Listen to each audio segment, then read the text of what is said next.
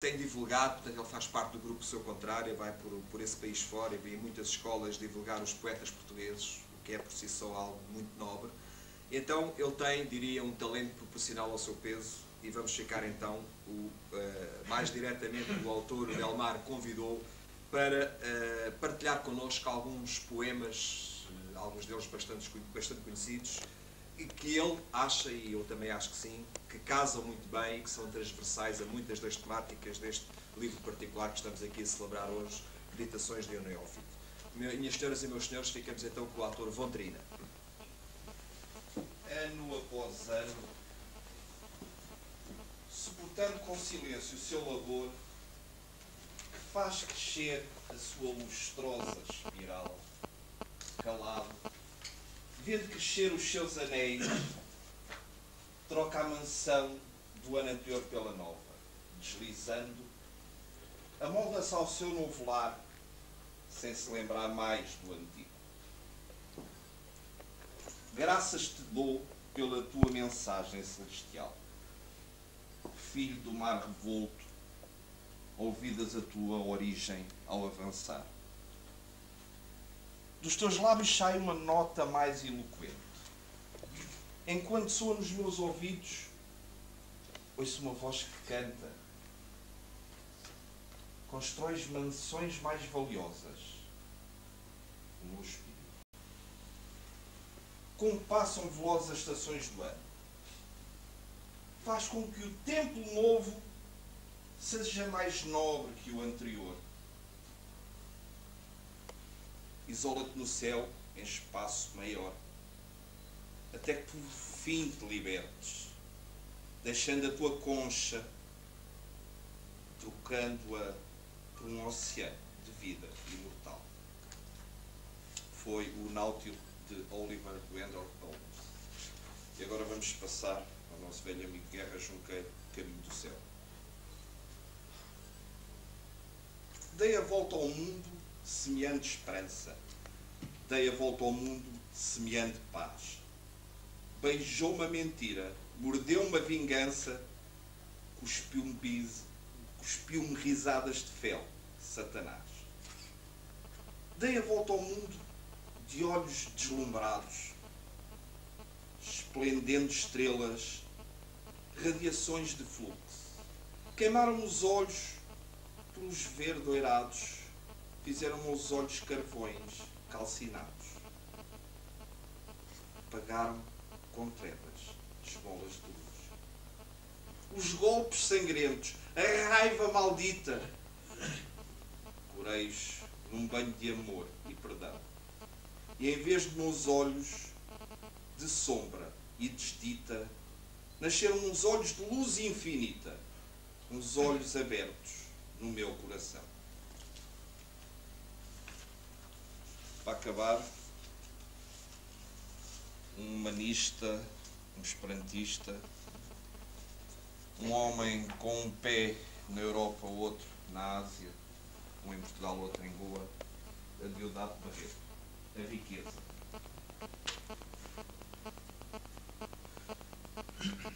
Para o cobiçoso que usa as leis da vida ao avesso, a paz do seu coração é coisa que não tem preço. O delírio dos sentidos, como um opaco lenço, ombumbram-lhe o entendimento, como a nuvem faz ao sol. Quem tem sede de riqueza, com a riqueza a não sacia. O dinheiro é como o lume, quanto mais come, mais chia. Muito se engana quem cuida dar bom emprego à riqueza. Mais vale evitar a lama do que levar a torpeza. Não há mal como a avareza que tanto aflige aos mortais. Não há bem como o sorriso de quem tem e não quer mais. Muito obrigado.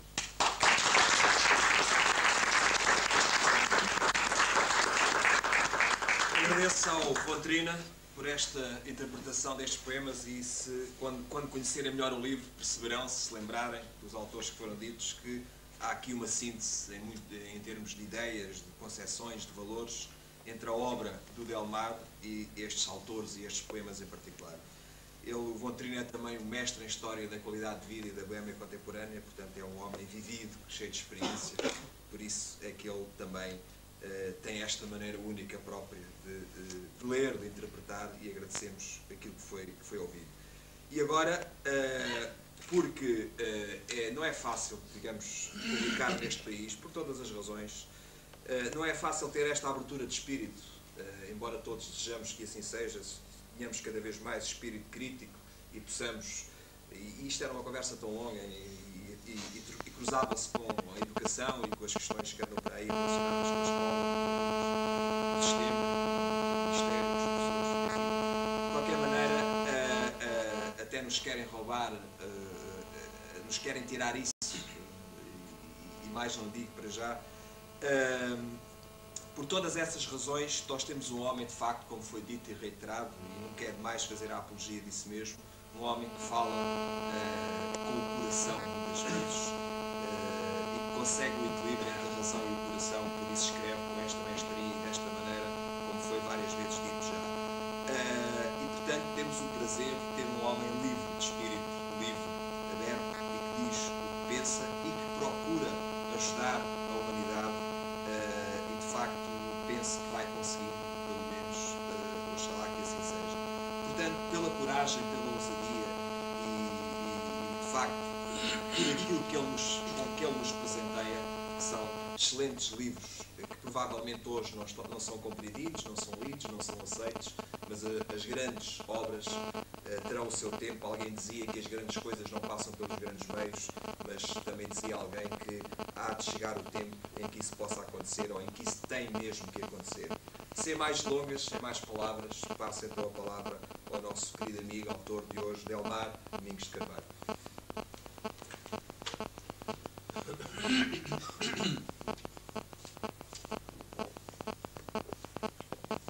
Queridos amigos e queridas amigas, antes de mais nada, obrigado a todos vós que se deslocaram aqui hoje, os meus profundos agradecimentos. Queridos amigos e queridas amigas, antes de mais nada, obrigado a todos vós que se deslocaram aqui hoje, os meus profundos agradecimentos. Obrigado de uma forma especial ao professor Luís, Presidente da Câmara, por mais uma vez nos honrar com a sua presença, facilitar, portanto, aqui a cedência também do auditório municipal, as palavras que referiu. É meu dever, como cidadão, procurar colaborar dentro das minhas possibilidades com o Conselho, com o país e com o mundo, na medida em que, como português, todos nós temos uma visão universalista. Pelo menos procuramos ter essa visão. Uma visão algo pessoana, portanto, desse poeta Fernando Pessoa, que, como sabem, ele dividia os portugueses em três categorias. Os estrangeirados, que andavam a governar o país já há alguns séculos, os que são verdadeiramente portugueses, que são os tais universalistas, e outros portugueses que são morfos. Isto a propósito, agora estou-me lembrando que, reparemos, a nível internacional, olhamos, por exemplo, para os representantes da França ou de Espanha, nos fóruns internacionais, eles falam nos seus idiomas. Não é? Defendem a sua cultura, porque o idioma transmite uma cultura. Por isso é que eu, nesse aspecto, estou mais com o nosso amigo Voeiro, que ele é um grande esperantista. O esperanto, portanto, é uma língua, como sabem, supranacional. E é uma língua que está precisamente de acordo com os princípios da Escola Rosa Cruz. A Escola Rosa Cruz defende que nós devemos estudar todas as línguas, todos os idiomas, mas sem supremacia de um idioma perante os outros. Porque quando há uma supremacia de um idioma perante os outros, essa supremacia faz com que essa cultura, não é, esteja a ter algo de caráter imperialista perante as outras, no aspecto socioeconómico e nos outros campos. Isso é uma realidade sociológica, pelo menos na minha forma de pensar.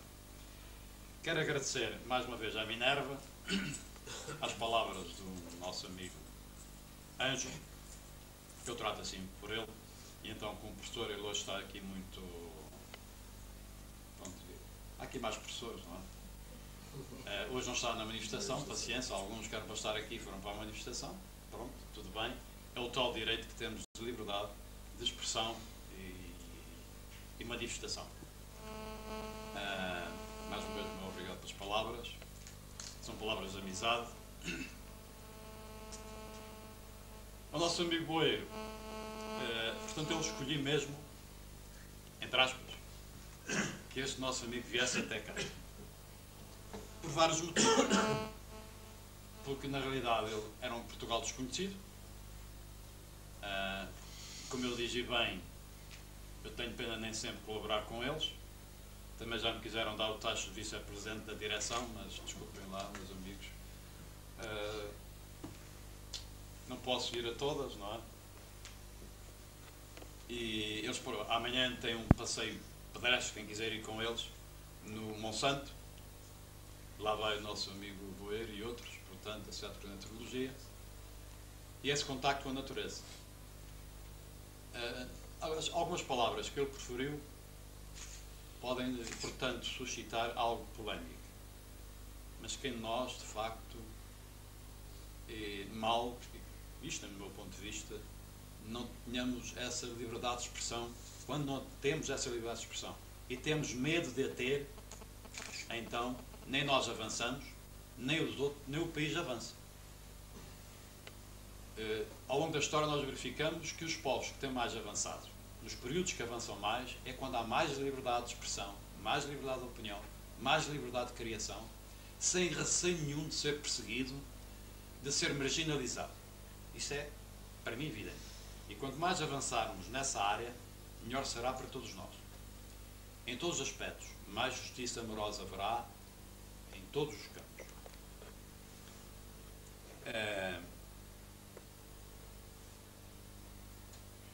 Ele diz que é agnóstico.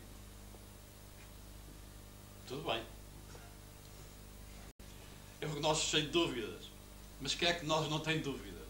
Mal se alguém não tenha dúvidas. Então está a senhora que é a senhora da verdade absoluta? Isso para mim sou o absoluto. Caro amigo, eu sou o absoluto. E quem é o absoluto? Está para além da nossa capacidade, acho que, de entendermos. Porque nós temos de colocar-nos como seres humanos que somos. Embora com potencialidades enormes, enormes mesmo, porque somos uma parte do absoluto, temos essas potencialidades, mas estamos no estado hominal, estamos no estado, portanto, de ser humano. Mas com a evolução, essas potencialidades vão cada vez mais desenvolvendo-se. E o meu amigo sabe isso perfeitamente ao longo da sua vida. Percorreu já vários países, vários continentes, isso deu-lhe, portanto, toda uma visão do mundo diferente. Ao conhecer tudo isso, conhece outras religiões.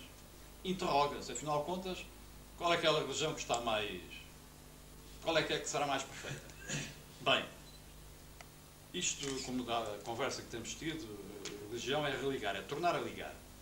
E, portanto, ele, no fundo, segue esse caminho de tornar a ligar. O que é pelo caminho dele. E pelo caminho dele, eu tenho que respeitar o caminho dele. Porque senão acaba a amizade. E a amizade, para mim, é o principal elo de ligação entre os seres humanos. Às vezes custa muito, não é? Quer dizer, quando nós levamos facadas nas costas. Mas isso já não é amizade. Agora, a amizade tem que haver a capacidade de cada um nos entendermos. Cada um segue a sua forma de pensar. Os factos de se pensar de uma forma diferente, isso não obsta que sejamos verdadeiramente amigos. Senão, estamos, na minha ótica, errados. Não somos, então, cristãos. Ora, para mim, volto então a defender o ponto de vista, para mim, Cristo não fundou nenhuma religião. Embora eu fui batizado na religião católica. A cerimónia religiosa de casamento e tudo o resto foi na religião católica. Os meus filhos foram batizados e tudo isso, mas já antes, quando andava a estudar, o meu professor de religião moral, eu levantava questões. Eu e mais 2 ou 3 alunos. Um deles esteve ali preso no Foro de Peniche. Esse acabou o curso, é advogado. O outro fugiu, era esplendor almiciano. Não era capaz de matar ninguém, nem mandar matar. Quando esteve mobilizado, encontramos os dois, eu não acredito nada no acaso, as coisas não acontecem por acaso, o caro amigo é. E o meu amigo já sabe isso por experiência, não é? Quando foi parar lá em Salzburgo,